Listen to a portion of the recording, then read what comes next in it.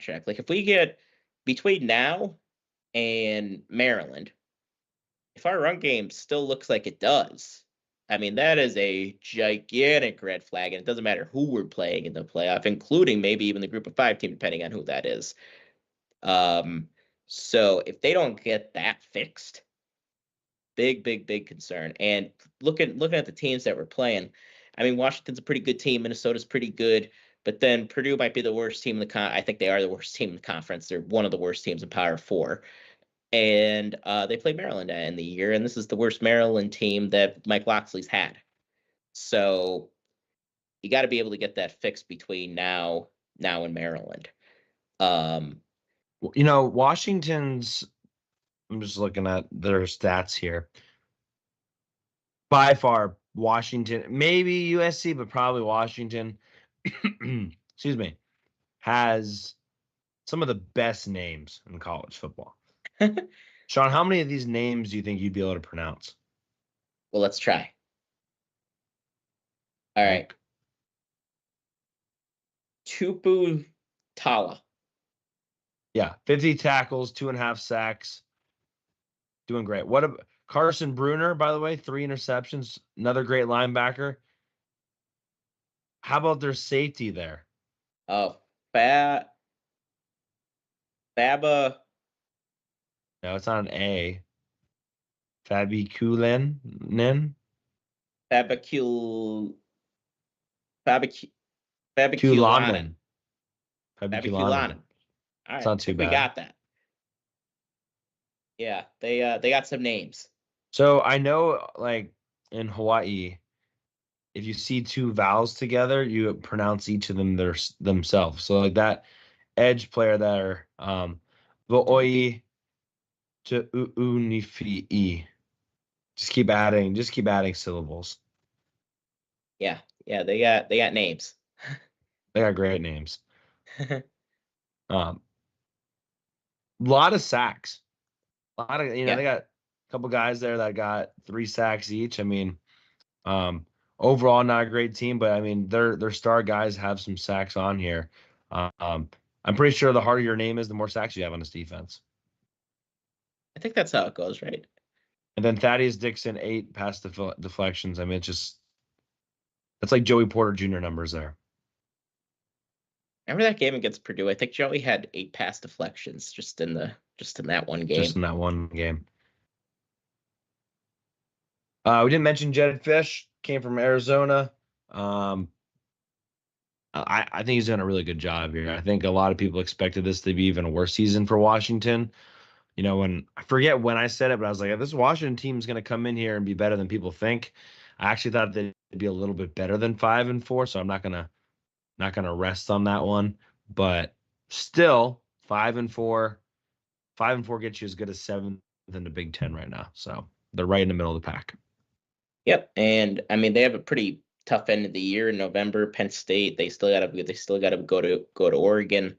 But yeah, I mean I expect them to make a bowl game. They have UCLA mixed in there, and UCLA's been a frisky team this season, so they seem to give everybody some trouble since the Indiana game.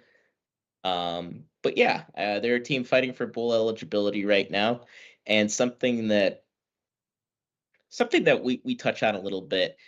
Bowls mean something different for each program.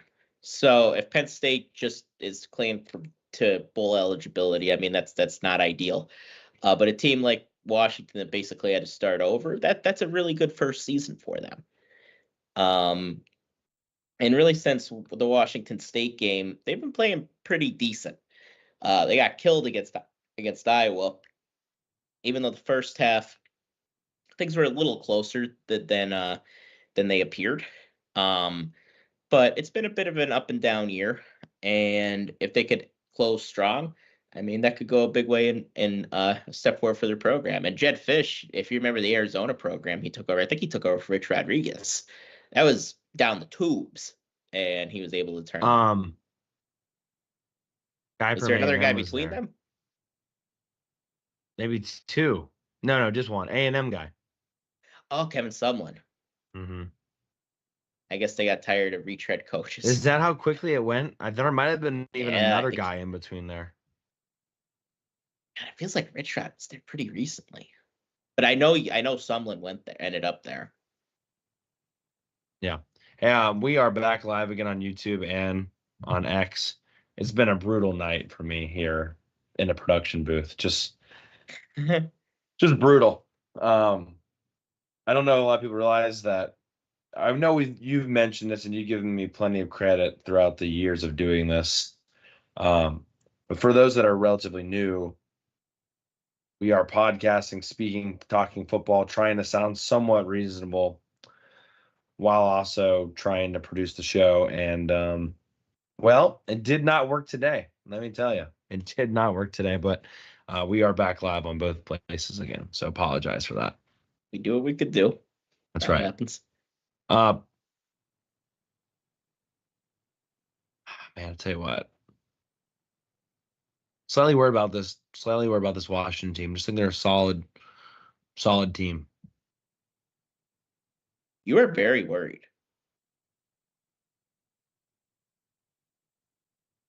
Good news though. I don't know if you should be allowed to have a kicker with this last name. Washington's kicker, Grady Gross. Gross. Gross. That reminds me of the not the bench warmers, the replacements. Do you ever see that movie? Yeah. Remember they had the guy named ACL Terry? Yeah. And he tore his ACL right when they needed him the most. The comebacks. Don't they have a guy in the comebacks name, something like that too? Yeah, maybe it is the comebacks. I might have got them mixed up. Yeah. ACL Terry. Yeah, go tear it up. Yeah, that's a comeback. Yeah. I was trying to think like replacements. I was trying to think. I don't even know. Do the replacements have a kicker? I don't remember. I went to see that in the movies. I think I was like 14. Left my butt off with my friends. Anyways, Grady Gross 13-20 on the year. So 0 for 2 from 50. Little gross there. 65%.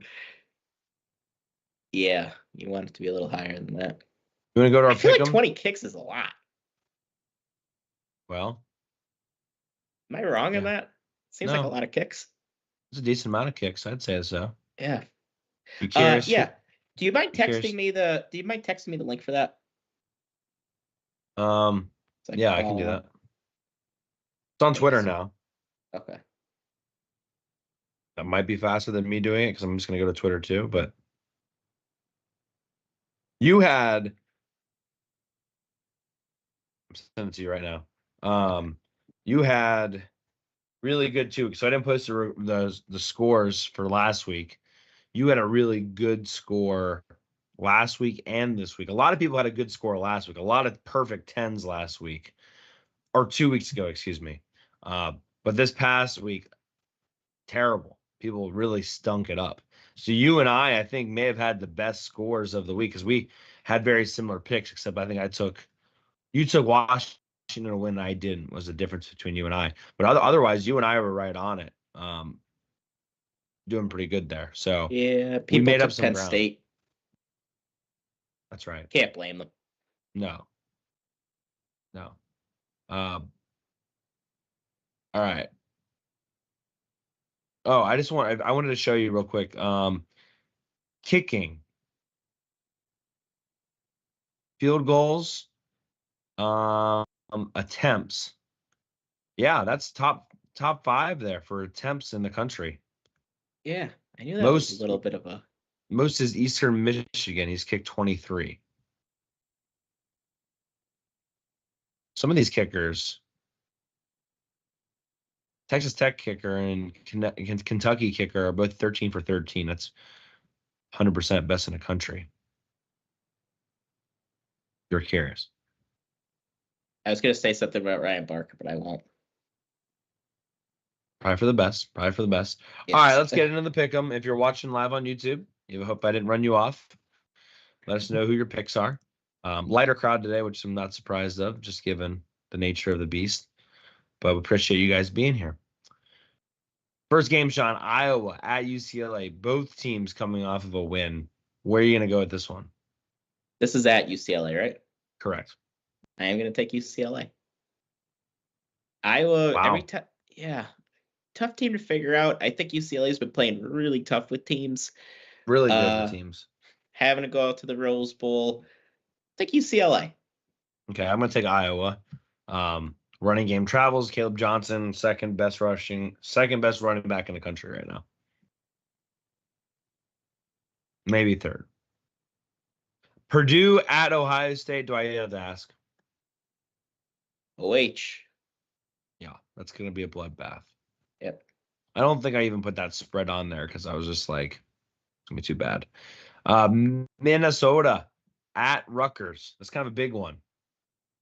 Yep. Taking the Gophers. Rutgers has just been really bad of late. And I just feel like both teams are kind of on opposite trajectories right now. Minnesota had a bit of a tough start to the year, but they've really gotten going. So I think they're going to keep the good times rolling in Piscataway. Yep. I'm gonna also take the Gophers. I think they're just playing some really good football right now. Maybe one of the weirdest games, given where we started the year. Michigan at Indiana. Who's your daddy? Why not, right? I mean, I know we didn't talk about the playoff rankings, we but mentioned them. If you were putting the rankings together, would you have had Indiana above Penn State? Unbiasedly. I don't think so. I think I still have Penn State above them. I was surprised they did it, but I think I would have had Penn State above them. I'd probably have Indiana right now, but it's going to sort itself out in the next couple weeks when they play the Buckeyes, I think. Yeah. I got Indiana win this game. Michigan, again, if Indiana scores 21 points, I think they win. I think they're going to be able to do that. That's key to beat Michigan, right? You have half a pulse. Exactly. Speaking of half a pulse, Maryland on the road at Oregon, probably another blowout here. Yeah, Maryland is dying, so they do not have half a pulse. I am taking the Ducks. All right, I will let you make your pick on the Washington Penn State game without me asking you. Yep. And then your double down game. Oregon 24.5, Indiana, which Oregon 24.5. This is crazy to me because Illinois was 27.5. So they only think Maryland's 3 points worse than Illinois. I don't know about that. Anyway, 24.5 there. Indiana 13.5. Rutgers is a 5.5 point underdog, and then UCLA is a 5.5 point underdog. I am taking the Gophers. You're gonna take the Gophers to cover? Yeah. I'm just gonna take Oregon to cover. I think that's easy. I think big spreads though in general scare me. Yeah, and I understand that completely. Yeah. But they're playing the best football right now. If they are. This was 2 months ago. They're number one. So, and Maryland is bad. Very bad. All right, let's get into our predictions. I think who went first last time? I want to say you did. I think I did as well. So go ahead, Cory. All right.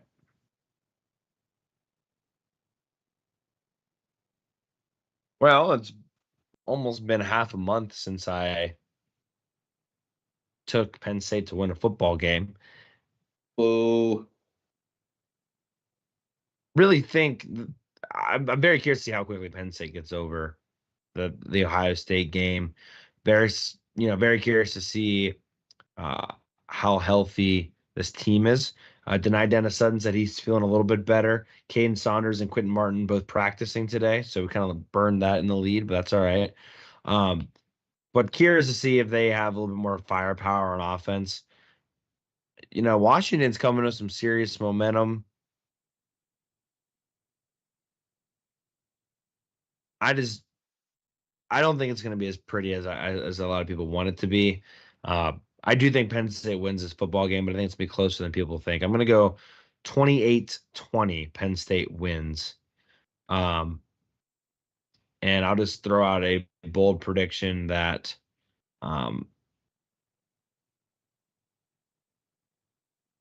let's just go with the bold prediction that 5 true freshmen play in this game. Is that how many games we got left? I'm gonna make sure I got that right. Maybe I had my numbers wrong there. Well, we have Washington 4 games left. Yeah, that's why I wanted to make that, because yeah, I think you're gonna starting to see a lot more freshmen play. So I'm gonna go 5 freshmen playing this game at home. It's ties to your Denmark one. Yes, I think so. And That is even someone that Franklin the was natives asking about that. they are calling for. And you can't take as many of the freshmen on the road. So I think you're going to see a lot more of them play today. Remember, Day didn't even take a snap against Ohio State. Yes, that surprised me.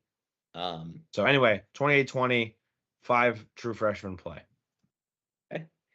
You know, is that really would that be even that surprising? Well, Cousins has played almost every week. I think he has played every week.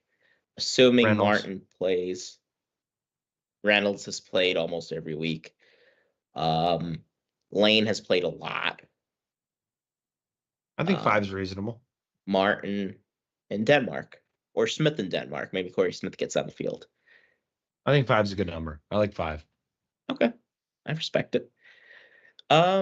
You know, honestly, I kind of think I'm coming at this game a lot like Cory has. And I know I've been busting Cory's chops the whole episode, that it keeps sounding like he said we're going to lose, but I'm going to take us to lose. Just kidding. I'm not. I am going to take Penn State to win this game. I do think you combined a few things. One of the things is awful losses. Sometimes we are a little sleepier, even in games we win. You think back to 2019, that Rutgers game. Rutgers was horrible.